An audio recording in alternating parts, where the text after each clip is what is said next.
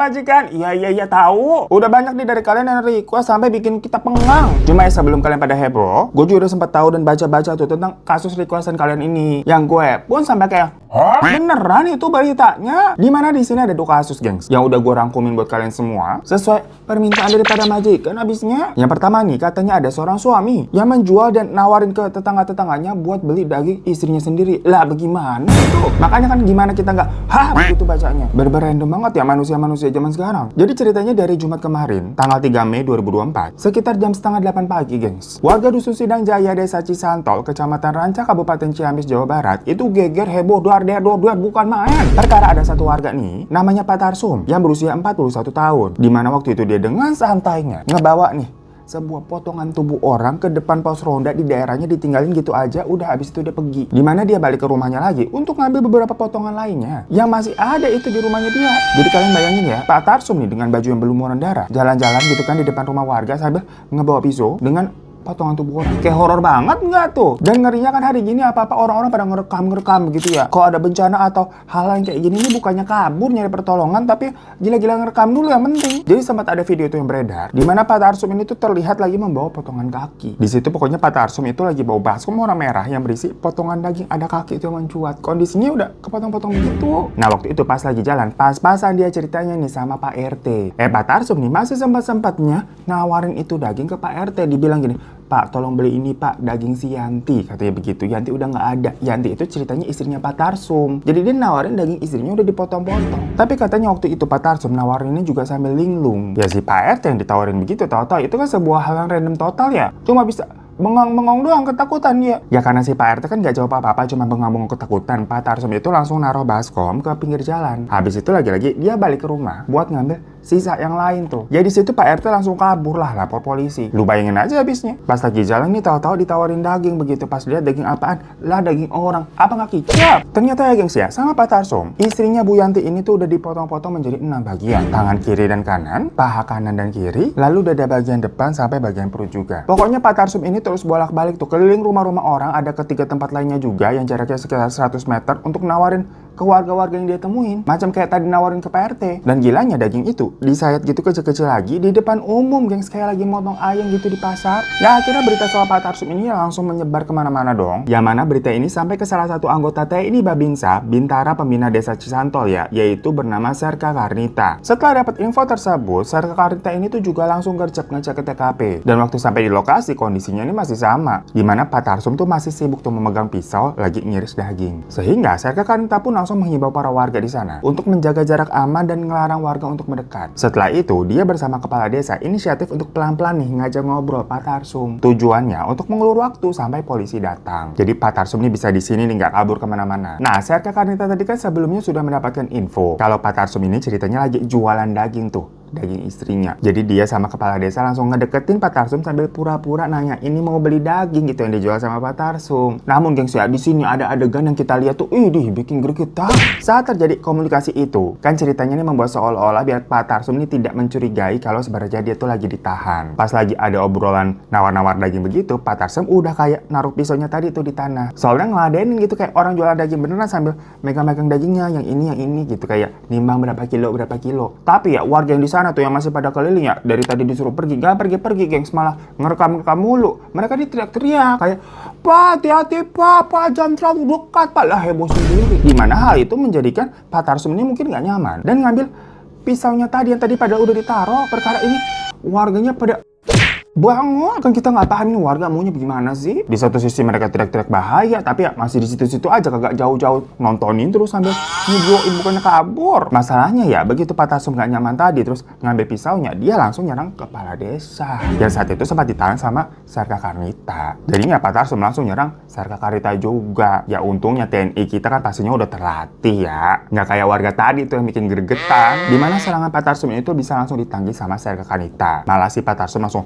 dipiting, ditindih, terus diikat. Baru deh dia dibawa ke Polsek Ranca. Gak lama setelah Pak Tarsum dibawa ke Polsek Ranca, polisi akhirnya datang tuh mengamankan TKP, dipasang tuh garis polis lain. Baskom merah berisi daging tadi itu juga langsung ditutup kain. Di sana juga ada barang bukti berupa sepasang sendal sama gelang yang diduga milik Bu Yanti, sama ada balok kayu gitu yang katanya digunakan Pak Tarsum untuk memukul Bu Yanti. Begitu Pak Tarsum sampai di kantor polisi, dirinya bener-bener linglung, gengs. Bukan polisi yang nanyain dia, tapi justru dia yang nanya polisi. Kayak, nyata tuh iya, jam sabaraha iya, nyata tuh iya, macet di jalan. Nah lo kenapa Toto sempat mikirin jalanan macet? Fixed trustnya, definisi apa kabar dunia? Makanya pihak Polres pun langsung merujuk Pak Tarsum untuk ke Poli Jiwa RSUD Cimahi untuk menjalani proses pemeriksaan kejiwaan. Nah jadi sebenarnya apa sih yang terjadi? Kok bisa nih Pak Tarsum berbuat demikian? Nah jadi di Dusun Sindang Jaya itu, Pak Tarsum ini tinggal bersama istrinya Bu Yanti beserta anak keduanya berusia 16 tahun. Sementara anak pertamanya itu udah nikah dan tinggal sendiri, tinggalnya di rumah berbeda. Nah sebenarnya Pak Tarsum dikenal sama warga sana baik, gengs. Dia supel dan suka bergaul juga. Yang mana sehari-harinya Pak Tarsum ini tuh berprofesi sebagai tukang jaga kambing. Dan menurut berita yang beredar, demi membesarkan usaha jual beli kambingnya itu, Pak Tarsum ini sempat ngutang ke orang-orang dan juga ngutang ke bank. Yang kalau ditotal utangnya itu mencapai 150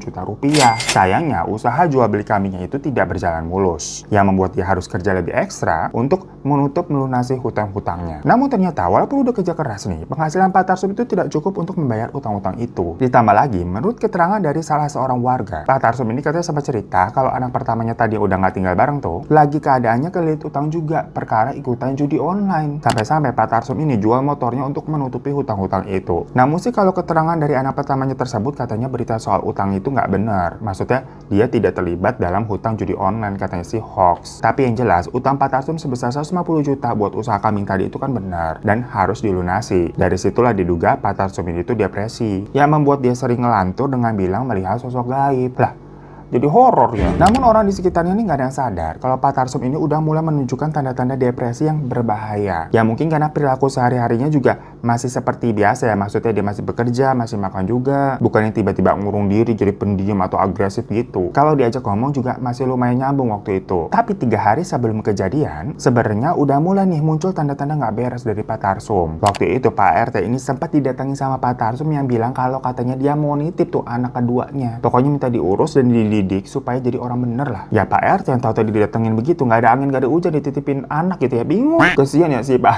RT dititipin anak, terus ditawarin daging, random banget. Ya pokoknya akhirnya Pak RT itu nanya ke Pak Tarsum, emang kamu mau kemana? Saya mau kerja Pak ke Kalimantan. Kerja apa? Sama siapa? Ada pokoknya kerja sama temen Pak, usaha peliharaan ikan. Saya rencananya berangkat Rabu depan Pak. Kalau boleh Bapak temenin saya sampai ketemu teman saya itu. Ya udah nanti diantar. Tapi Pak Tarsum ini perginya niatnya beneran untuk kerja kan? Istri udah setuju. Kalau lagi ada masalah sama istri, saya nggak izinin kamu pergi dengan alasan kerja loh. Takutnya nanti pergi bukan karena pengen beneran kerja, tapi cuma kebawa emosi sesaat aja. Enggak Pak, kami lagi nggak berantem. Saya beneran niat mau kerja. Tapi kenyataannya belum juga hari Rabu nih. Di hari Jumatnya berarti kan harusnya ada Sabtu, Minggu, Senin, Selasa, Rabu kan. Pokoknya di tanggal 7 Mei di pagi-pagi, Pak Tarsum sama Bu Yanti ini cekcok tuh masalah ekonomi, ngebahas masalah utang-utangnya itu. Dan waktu itu anak keduanya udah berangkat ke sekolah. Jadi di rumah memang hanya tinggal mereka berdua. Pas lagi berantem, Bu Yanti malah keluar rumah ninggalin Pak Tarsum yang lagi emosi nih. Mungkin di situ Pak Tarsum jadi kesulut dan dikejar tuh Bu Yanti sampai keluar rumah sambil bawa-bawa balok kayu. Abis itu dipukul itu Bu Yanti. Namun di situ sebenarnya Bu Yanti masih sadar karena teriak kesakitan. Namun Pak Tarsum tidak berhenti. Dia justru balik ke rumah ngambil pisau dan disitulah Bu Yanti dihabisi. Habis itu ya kayak cerita tadi kita di awal, dimana Pak Tarsum langsung ngiter desa buat jual dagingnya Bu Yanti tuh, membuat geger warga. Malamnya atas permintaan warga juga, Bu Yanti akhirnya dimakamkan dengan kondisi yang ya udah begitu ya. Namun kan gimana pun juga potongan-potongannya pada masih ada. Sementara di kantor polisi, Pak Tarsum ini kelihatan masih sulit banget diminta keterangan karena tadi ngomongnya ngelantur kayak orang linglung. Namun belakangan akhirnya Pak Tarsum ini tuh bilang kalau penyebab dia cekcok bersama istrinya karena istrinya ini juga terlilit hutang, dan hal itu makin membebani pikirannya Pak Tarsum. Jadi belum lunas utangnya sendiri, ditambah utang dari istrinya. Dan menurut kepolisian, kondisi diri Pak Tarsum ini juga masih berubah-ubah. Kadang tatapannya kosong, kadang udah bisa ngucap istighfar, tapi kadang ya Tahu-tahu ngomongnya ngelantur lagi kemana-mana. Selama ditahan, Pak Tarsum ini diletakkan di ruang isolasi dengan keadaan tangan sama kakinya diikat. Hal ini dilakukan dengan pertimbangan kalau misalnya ditakutkan tiba-tiba dia berontak dan menyakiti diri sendiri. Soalnya nih gengs ya, ternyata sebelum melakukan aksinya terhadap Bu Yanti, Pak Tarsum ini sempat melakukan percobaan bunuh diri. Jadi beberapa minggu sebelum kejadian itu, dia ini sempat ngebenturin palanya berkali-kali sampai luka dan akhirnya dibawa ke puskesmas dapat 9 jahitan. Makanya waktu ditahan ya diikat, takutnya berbuat seperti itu lagi. Apa jangan-jangan dia jadi linglung, jadi gila begitu karena palanya habis kebentur ya? Pikirannya langsung kacau. Ya sampai akhirnya di hari Senin kemarin, berarti tanggal berapa? 6 Mei, Pak Tarsum ini akhirnya resmi ditetapkan menjadi tersangka. Pihak kepolisian menjerat Pak Tarsum dengan pasal pembunuhan berencana dengan ancaman maksimal, ya kalau pembunuhan berencana tahu sendiri lah, hukuman mati. Tapi lain ceritanya nanti kalau memang hasil dari pemeriksaan kondisi kejiwaannya yang memang belum keluar nih, itu mengatakan ya dia bermasalah atau ya ODGJ gitu loh. Jadi kan apakah dia masih cekap hukum atau enggak? Karena kalau dianggap memang gak waras, pasti bakal beda lah putusannya. Nah, sembari menunggu putusan dari kasusnya Pak Tarsum ini yang jual daging istrinya, sekarang kita bahas ke case 2 yang memang requestan dari kalian juga. Karena lagi viral banget di TikTok, yaitu case dari seorang streamer asal China bernama Fat Cat. Jadi gengs, ini orang-orang lagi rame banget ngomongin Fat Cat. Tersebar tuh banyak foto-foto bunga yang terlihat berjajar di pinggiran jembatan. Yang ternyata memang bunga-bunga itu tuh sengaja diletakkan sama para netizen untuk sosok pemuda yang dikenal dengan panggilan Fat Cat ini. Nah, jadi siapa sih Fat Cat itu? Jadi Fat Cat itu adalah nama dari akun seorang gamer muda, gengs. Jadi streamer gitu ya, yang berusia 21 tahun, yang mana nama aslinya adalah Liu Ji. Namun di sini kita nyebutnya Fat Cat aja ya, sesuai dengan berita-berita yang lagi heboh. Dan disclaimer di sini nih, ada satu majikan yang baik banget. Shout out to Nana yang ngirim beberapa informasi beserta sampai translatean chat nih tentang kasus ini, yang karena terjadinya kan di China. Jadi memang katanya di sana pun lagi heboh banget, banyak berita-berita yang pakai bahasa China, jadi ditranslate ini sama Nana nih. Terima kasih banyak ya untuk Nana untuk tambahan infonya. Dan disclaimer aja, menurut dia nih kalau dari berita China sana, di berita-berita Indonesia nih banyak menggunakan foto laki-laki ini yang dikatakan ini adalah Fat Cat. Iya Fat Cat. Namun katanya menurut kakaknya Fat Cat atau cicinya gitu ya, foto tersebut bukan foto adiknya, gengs. Tapi ada salah satu berita yang menyebar foto ini nih, yang walaupun nggak jelas apa mukanya gimana, tapi kata cicinya ya, kalau yang itu benar fotonya Fat Cat. Pokoknya di tanggal 11 April, Fat Cat ini tuh memutuskan untuk luncat dari jembatan di sungai Yangtze, Chongqing, Cina. Alasannya nih diketahui karena si Fat Cat ini katanya udah 2 tahun belakangan tuh pacaran sama seorang perempuan yang lebih tua berusia 27 tahun bernama Tanzu. Awal mereka kenal itu karena mabar bareng tuh secara online, karena kan Fat Cat ini streamer game. Jadi main mungkin tuh sama Tanzu tuh di game tersebut, habis itu kenalan lah. Dan di hubungan itu, Fat Cat katanya bucin banget. Sampai-sampai dia tuh rela ngabisin sebagian besar penghasilannya buat Tanzu. Yang kalau ditotal-total selama 2 tahun pacaran, Fat Cat ini udah ngabisin sekitar 510 ribu yuan atau sekitar 1,1 miliar rupiah. Ya Allah ya Robi, masih pacaran itu loh. Pokoknya bucinnya itu udah sampai di titik Fat Cat ini tuh bayarin cicilannya Tanzu dan ngemodalin usaha toko bunga buat si Tanzu. Sampai-sampai Fat Cat ini rela jadi vegetarian dadakan alias tidak makan daging, makanya sayur doang ya, supaya hemat. Yang penting pacar tercinta nih bahagia begitu. Apa kabar dunia? Definisi kayak cerita-cerita misalkan pacaran gitu, tapi uangnya pas-pasan, ngedate ke restoran yang pesan makanan cewek doang nih biar irit gitu. Segitunya, gengs. Makanya dengan kasus ini tuh biar kita melek gitu ya, jangan bucin-bucin banget, harus realistis kita. Bayangin aja nih abisnya, buat kehidupan sehari-harinya aja, Fat Cat itu rela menjatah konsumsinya sehari itu cuma 10 yuan atau sekitar 20 ribu rupiah per hari, gengs. Ya bukan karena dia kesulitan uang ataupun memang penghasilannya sedikit, enggak, karena sebagai besar penghasilannya itu dari profesinya streamer game, jadi kayak main Mobile Legends dan game-game online lainnya, diserahkan semua ke pacarnya tersebut. Ya mana kata bosnya si Fat Cat. Jadi kan Fat Cat ini bisa dikatakan macam kalau di sini atlet e-games gitu yang ada ketua klubnya lah ya. Katanya Fat Cat ini tuh anaknya pendiam, polos dan serius banget gitu kalau lagi tanding game. Pokoknya bener-bener berbakat sebenarnya di dunia pergaman. Rankingnya juga udah lumayan atas gitu di negaranya, gengs. Macam ya mungkin kalau di sini Just No Limit gitu yang udah bagus gitu mainnya. Namun untuk memenuhi kehidupan pacar tersebut, dia tuh punya 36 sampai 40 akun, gengs. Biar lebih itu pemasukannya main gamenya jadi non-stop. Mungkin dalam satu waktu dia bisa main berapa game kali ya. Dikatakan dalam sehari tuh dia pokoknya bisa sampai begadang selama 14 jam. Yang ditaksir per satu gamenya nih, kalau misalkan dia menang itu penghasilannya sekitar 50 ribu rupiah per game. Jadi kalau katanya tadi selama 2 tahun itu dia udah ngasih sekitar 1,1 miliar ke ceweknya. Bayangin nih berapa game yang udah dia mainin dan dia menangkan kalau satu gamenya itu 55 ribu sampai bisa dapat 1,1 M dalam 2 tahun. Kagak berhenti-berhenti itu. Berarti hidupnya bangun, main game, makan. Bangun, main game, makan. Udah gitu terus. Stres nggak sih kalau begitu? Dan semua itu tadi ditransfer ke Tanzu. Dia cuma 20.000 per hari buat sendiri. Nah, tapi ini ada plot twist pertamanya, gengs. Dimana selama 2 tahun mereka pacaran, Fat Cat sama Tanzu ini hanya pernah 2 kali ketemuan. Sisanya mereka cuma chattingan doang. Dan akhirnya tersebar juga tuh isi chattingannya, terlihat kalau si cewek ini minta uang terus kerjaannya, bukan kayak percakapan conversation pacaran yang beneran begitu. Ya kalau kasus ini tuh ada terjadi di sini mah dibilangnya fix udah kena pelet, itu dihipnotis kali ya. Nah, ini ada satu fun fact lagi nih dari majikan kita Nana tadi tuh di channel yang ngasih info-infonya. Jadi nama akunnya itu kan kalau bahasa Cinanya adalah Pang Mau, yang kalau diartikan Fat Cat alias kucing gendut. Foto akunnya juga pakai foto kucing soalnya. Karena dikatakan kalau kata kakaknya Fat Cat, adiknya ini tuh memang besar tubuhnya, katanya sampai 200 kilo. Makanya foto-foto yang tersebar ini katanya bukan adiknya. Makanya waktu dia pacaran sama Tanzu dibilang katanya kamu harus ngurusin badan. Ya akhirnya si Fat Cat ini jadi vegetarian yang alasannya ya supaya hemat, tapi di sisi lainnya juga supaya kurus ya, katanya udah berhasil sampai 160 kilo. Nah pokoknya dia akhirnya sempat mengganti nama akunnya dari Pang Mau tadi tuh, Fat Cat, menjadi Siong Mau, yang kalau diartikan adalah panda. Karena nama belakang si Tanzu itu ceweknya adalah Zu, artinya bambu. Jadi maksudnya biar cute kali ya, si Fat Cat ini kan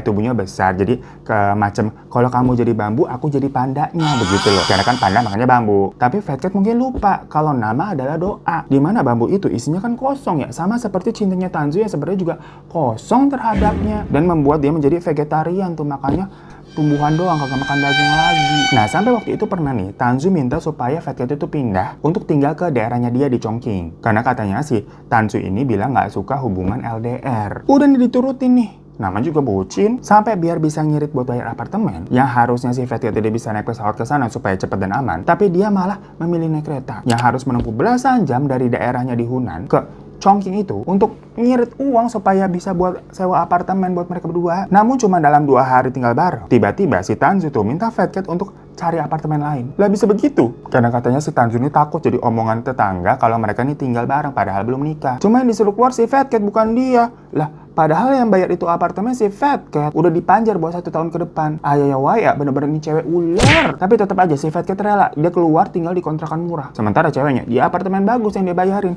Udah gila sih nih. Sebenarnya Fat Cat sendiri ngerasa nih kalau hubungannya dengan Tanzu itu tidak sehat. Karena mereka juga sempat tuh beberapa kali putus nyambung. Tapi mungkin karena udah kadung cinta ya, dia nggak bisa ngelepasin Tanzu. Jadi yang bisa Fat Cat lakukan biar tetap waras nih, biar uangnya bisa ke manage ya, dia minta tolong ke saudaranya buat ngatur keuangannya memang. Karena si Fat Cat sendiri ngerasa udah keteteran lah dengan finansialnya. Nah, saudaranya si Fat Cat inilah yang kemudian membongkar semuanya tuh, gimana ularnya si wanita satu ini. Menurut saudaranya itu, di bulan Mei 2024, Fat Cat ini berencana mau melamar Tanzu. Tapi di bulan April kemarin, si Tanzu katanya malah minta putus. Tapi selain minta putus nih ya, ini agak gila nih cewek nih. Dia tetap minta transferin uang buat katanya dia tuh punya utang dari toko bunganya itu lah, gengs. Emang cegel ini cewek gila. Jadinya di tanggal 11 April, Fat Cat ini tuh membeli sebuket bunga dari toko bunganya si Tanzu sendiri ya, seharga 780 yuan dengan not tidak usah dikirimkan, dan sempat transfer juga uang sebesar 66.000 yuan atau sekitar 150 juta dengan not hadiah gitu, maksudnya buat Tanzu. Karena kan sebelumnya si Tanzu memang minta transferan kan katanya buat dia punya utang. Namun abis itu si Fat Cat loncat ke sungai. Yang kuat dugaannya, dia tuh putus asa dan patah hati sama urusan percintanya itu. Dimana sebenarnya nih ya, nominal bunga dengan harga 780 yuan itu adalah jumlah hari dari awal mereka ketemu sampai akhirnya si Fat Cat lompat 780 hari. Coba nih ya, ada cowok inget banget sampai berapa hari dia udah jadian. Jarang-jarang loh. Ini berarti Fat Cat aslinya romantis dan bucin banget berarti dia, tapi disia-siain. Nah, yang bikin netizen tambah geram nih, setelah beberapa hari abis kejadian itu, Tanzu ini malah posting di media sosialnya lagi jalan-jalan dan tidak terlihat kalau dia tuh berduka atau sedih minta maaf kayak ke keluarga. Nggak ada. Ih, serem banget nih cewek-cewek model begini nih. Parahnya lagi, menurut kakak perempuannya Fat Cat, Tanzu ini katanya diketahui adalah lesbiola. Alias sudah punya pacarnya cewek juga. Makanya emang dari awal si Tanzu nggak pernah serius sama si Fat Cat, cuma mau duitnya doang. Tuhan, plot twist nggak tuh, macam misterius yang kemarin baru aja kita bahas, sama tentang lesbiola. Apa kabar dunia? Dan saat berita tersebar nih, Fat Cat tenggelam, si Tanzu nih malah nginep jalan-jalan sama pasangan lesbiolanya itu pakai duit terakhir kali yang ditransfer sama si Fat Cat. Yang kakaknya Fat Cat ini tuh berharap kalau Tanzu ini tuh mengakui kesalahannya dan juga mengembalikan semua uang yang udah dia terima ke keluarganya Fat Cat. Pokoknya setelah akhirnya saudarinya itu angkat bicara, netizen pun banyak yang iba dan sebagai bentuk ungkapan kesedihan, banyak orang tuh yang akhirnya naruh makanan enak sama bunga sebagai bentuk mengenang Fat Cat di jembatan tersebut. Karena kan tadi diceritakan kalau Fat Cat itu udah 2 tahun nggak makan enak gitulah demi ngebahagiain cewek nih yang nggak tahu diri. Banyak juga nih tempat-tempat yang memajang foto profile ID-nya si Fat Cat karena kasus ini tuh viral banget di sana gengs ya, sebagai bentuk bela sungkawa lah. Namun ada cerita lagi nih, netizennya pada ngirimin makanannya itu kan rata-rata pakai jasa delivery gitu dari restorannya. Ya namanya sekarang kan biar gampang apa-apa pakai online memang. Alahnya beberapa dari mereka pas datang ngecek tuh ke lokasi, dilihat loh kok paper bag pesanan mereka yang harusnya isinya makanan enak malah kosong, diganti sama kayak botol air doang gitu. Dan atas kejadian ini, 5 brand makanan yang banyak dipesan sama para orang tuh sampai minta maaf dan berjanji bakal ngasih kompensasi 10 kali lipat serta memecat siapa aja nih oknum yang terlibat di dalamnya. Ya mungkin maksudnya kayak tukang delivery yang nganterin itu ya. Ada-ada aja ya. Sampai akhir ayatnya pun diambilin semua kosong, gengs. Kesian banget si Fat Cat. Ceweknya kosong, kagak ada hatinya, kagak ada cintanya, makanan dikirimin juga akhirnya kosong. Namun keluarga Fat Cat sebenarnya ya berterima kasih ya atas semua perhatian tersebut. Tapi mereka menghibau nih para netizen untuk berhenti ngirimin makanan ke jembatan, bukannya apa-apa, takut mengganggu lalu lintas lah. Soalnya banyak banget jadinya kan, jadi bikin jalan terhalang. Sementara itu, di sisi lain ya jelas si Tanzu pasti jadi incaran para netizen dicaci maki. Jadilah si Tanzu nih membuat video permintaan maaf gitu, ngebukukin badannya, dimana dia meminta maaf nih ke semua orang karena dia itu dianggap tidak menghargai Fat Cat. Dia sudah mengkhianati ketulusan hatinya Fat Cat, dan atas rasa bersalahnya juga Tanzu ini ngebalikin semua dana yang sudah Fat Cat kasih ke dia ke keluarganya Fat Cat. Cuman untuk nominalnya nih masih simpang siur karena belum full bener-bener lunas ya. Ya tapi pokoknya netizen udah nggak simpati lah sama permintaan maafnya si Tanzu. Padahal katanya si Tanzu nih udah sampai kena mental sih gara-gara netizen pastinya ya. Dia harus bolak-balik tuh ke psikiater, dimana dia juga menunjukkan rekam medisnya kalau dia didiagnosa menderita depresi tingkat sedang karena kejadian ini. Cuman netizen mah mana peduli. Kayak apa yang kau tabur, itulah yang kau tuai. Ya sebenarnya kasus bucin dan dikuras hartanya begini mungkin udah banyak kejadiannya. Dan kalian juga mungkin pernah ngalamin nih pacaran sama seseorang tapi ya sepertinya hanya dimanfaatkan saja. Namun di sini kasusnya menjadi heboh karena pihak pria ini dirasa ya sebenarnya dia anak polos gitu, tapi harus berujung sampai seperti ini. Ya semoga makanya setelah mendengar ini kita semua bisa melek begitu ya untuk jangan polos-polos banget lu. Jangan gampang-gampang dibodoh-bodohin orang. Bucin sih bucin, tapi ya tahu batasan begitu. Kamu jangan banyak mengharap sama dia, nanti kamu sakit hati. So lunas ya gengs buat requestannya. Semoga dari 2 kasus tadi kita bisa menarik yang menjadikan pelajaran. Pokoknya kalau kalian punya requestan kasus-kasus apa yang pengen kita bahas lagi, langsung aja boleh kirim email di sini atau DM gue lah di Instagram ya. Sama komen-komen di bawah juga boleh lah. Terima kasih semuanya. Mohon maaf kalau ada salah-salah kata dan sampai jumpa lagi di kasus messaging selanjutnya. Assalamualaikum warahmatullahi wabarakatuh.